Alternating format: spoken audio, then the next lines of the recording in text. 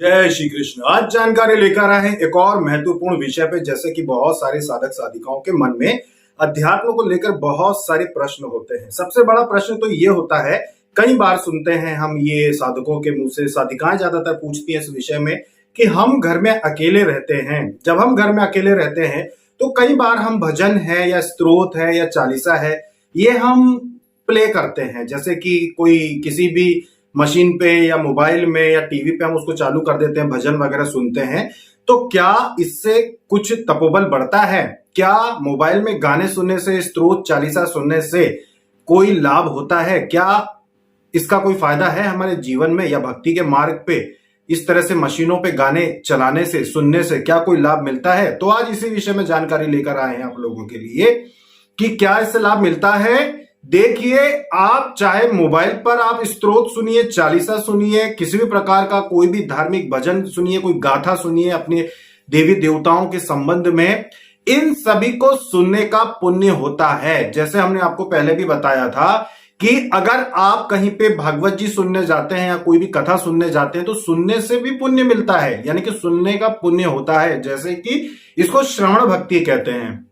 श्रवण भक्ति कहलाती है जिसमें आप किसी भी प्रकार की भगवान की गाथा को सुनते हैं या स्तोत्र को सुनते हैं, उनके महत्व को सुनते हैं। इस प्रकार की जो भक्ति होती है वो श्रवण भक्ति कहलाती है। और श्रवण भक्ति किसने की थी? श्रवण भक्ति जो है किसने की थी? किसी व्यक्ति का नाम, तो वो थे राजा परीक्षित। आप सभी जानते होंगे राजा परीक्षित को, जिन्हें पता था कि भाई अब मृत्यु आने वाली है। उनके पास 7 दिनों का समय था और 7 दिनों के समय में उनको आके और तक्षक नाग ढसने वाला था और उनको मरना था। तो उन्होंने क्या किया था? उन्होंने भागवत जी की कथा सुनी थी, जो श्रवण भक्ति कहलाती है। उन्होंने सुनी थी, सुनकर उनको पुण्य प्राप्त हुआ था। ये श्रवण भक्ति के अंतर्गत आता है।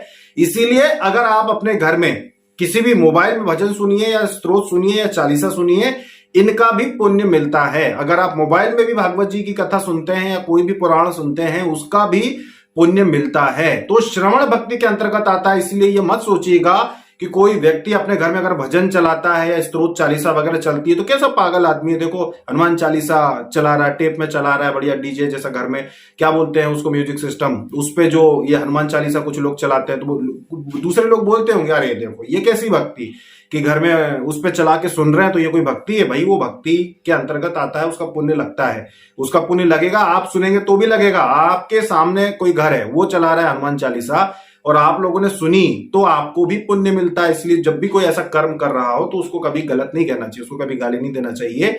कभी ऐसा मत बोलिए कि देखो यार, देखो क्या है, भगवान जी के बजा रहा है। बजाने दीजिए, इसमें कोई दिक्कत नहीं है। आप अगर सुनते हैं मोबाइल में भी तो आपको श्रवण भक्ति का फल मिलता है, पुण्य आपको प्राप्त होता है।